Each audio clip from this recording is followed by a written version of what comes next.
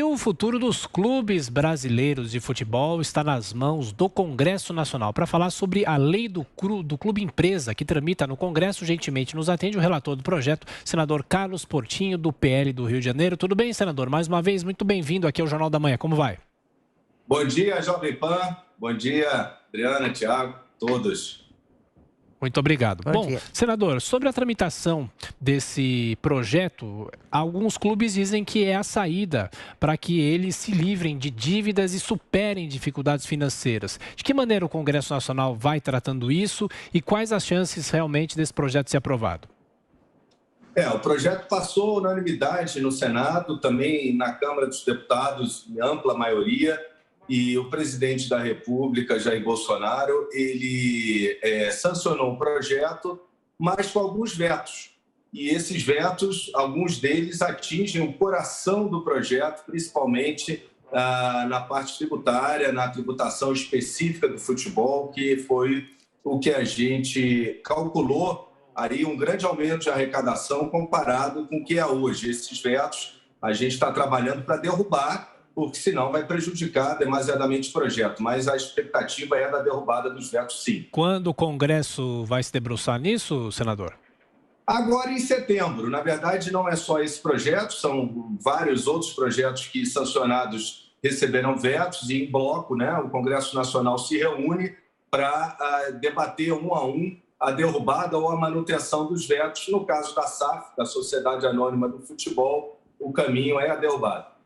Bom, senador, agora as perguntas dos nossos comentaristas. A gente começa por Brasília, José Maria Trindade, que acompanhou de perto a tramitação desse projeto no Congresso. Zé Maria. Pois é, senador, muito bom dia. A gente vê que essa lei, embora tenha sido vetada em parte, ela já está em ação. O senhor viu alguma mudança na estruturação dos clubes de futebol depois dessa lei? O senhor já tem alguma notícia positiva ou negativa da aplicação dela?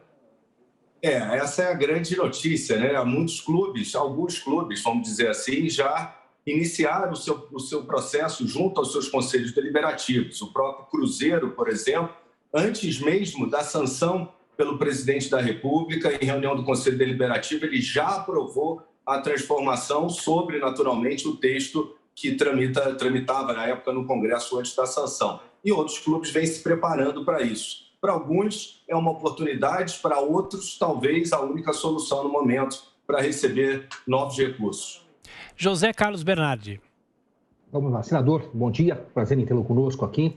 Senador, os clubes vão se transformar em empresa como sociedade anônima, ou seja, ninguém saberá quem serão verdadeiramente os donos dessas empresas. Isso é saudável para o esporte e principalmente porque o futebol é dominado por cartolas e a gente já sabe que é um mercado bem complicado. O clube empresa ele existe, na verdade, desde a Lei Pelé, a sua previsão. Mas, como você disse, é uma mudança cultural que deve acontecer. A sociedade anônima, no caso do futebol, é um tipo empresarial já experimentado, de amplo conhecimento dos investidores de mercado. O texto teve todo o cuidado em dar a maior transparência, justamente porque são instrumentos próprios de uma sociedade anônima, né? A governança, a transparência, a responsabilidade do gestor.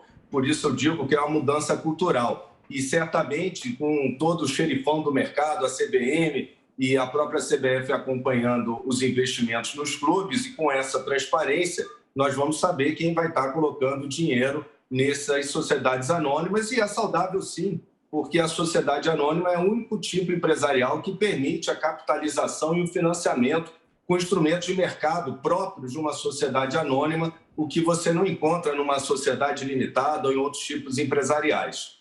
Senador Carlos Portinho, agora a pergunta de Cristina Grêmio. Cristina.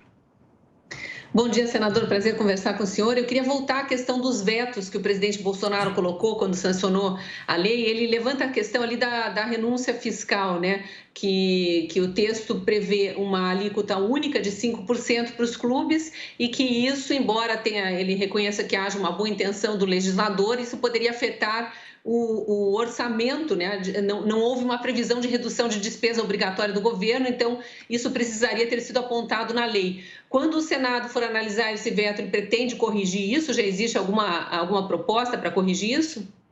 Não, primeiro tem que deixar claro que não é verdadeira a justificativa que a Receita Federal trouxe para o veto e que, se eu fosse presidente, faria o mesmo, porque a Receita ela diz que não houve apresentação do estudo de impacto. Eu digo que não é verdadeiro, porque no relatório apresentado, eu me debrucei com vários especialistas do setor e nós apresentamos o estudo de impacto, ele está anexo ao relatório protocolado, né, e ele prevê, de fato, um aumento de arrecadação na ordem de 20% a 50% comparado com o que hoje é arrecadado pelos clubes como associação civil, sem finalidade lucrativa, que pouco ou quase nada arrecadam para o governo. A gente teve aí, por exemplo, a venda do Vinícius Júnior para o Real Madrid, 40 milhões de euros. Zero o governo recebeu dessa operação por ser clubes uma associação civil sem finalidade lucrativa e não incide imposto de renda. Agora,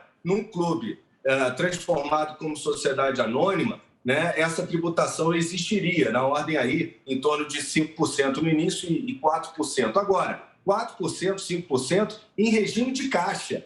Então, a gente está tributando a receita direta mensal do clube. A gente não está tributando lucro, é muito melhor para o governo, porque a gente sabe que muitas vezes os clubes não dão lucros ou muitas vezes a sua contabilidade não mostra esse lucro, né? E esse senador veto que a Cristina cita é o principal que incomoda o senhor com relação ao projeto? O senhor disse que o presidente vetou regulamentações que mexeriam diretamente com o coração do projeto. Qual outro, por exemplo? E por que você acredita que o presidente vetou? O presidente vetou a partir de uma informação completamente errada da Receita. Acho que na ausência de argumento, ela seguiu a receita do bolo. Falou, não houve estudo de impacto. Mentira. O estudo de impacto está lá demonstrado no relatório. Como o presidente não teve acesso a isso, eu também, pela lei de responsabilidade fiscal, pelo risco, eu faria o mesmo. Mas é exatamente por isso que a tributação específica do futebol, esse veto deve ser derrubado e tem tido boa receptividade no próprio Congresso, porque afeta o coração do projeto, né? A gente tem que seduzir o clube a se transformar numa sociedade anônima e seduzir o investidor a aportar esses recursos. Né, pagando aí 34%, né, certamente isso não aconteceria. Como eu digo, 34% de zero é zero. Né? Então, eu, com o estudo, entendo, e está demonstrado um aumento aí até 50%, pegando aí o que o Flamengo, Atlético Paranaense, são os clubes de melhor performance, arrecadam. Agora, há o veto também sobre as debêntures do futebol. Né? As debêntures do futebol não existem. Né? Então, não há que se falar em perda de arrecadação. Só pode haver aumento de arrecadação na medida que a receita das debêntures do futebol, investimento estrangeiro é taxado em 15%, investimento nacional é em zero. Mas isso a gente está atraindo, né, para esse setor mais investimentos, gerando mais riqueza. Isso é muito produtivo. O setor do futebol ele emprega bastante, né, e ele movimenta muitos recursos que antes não eram tributados e agora a gente tem a chance tributando a receita mensal do clube, que o governo tem uma arrecadação maior. Senador Carlos Portinho, do PL do Rio de Janeiro, mais uma vez, obrigado pela atenção, pela gentileza, bom trabalho, boa semana.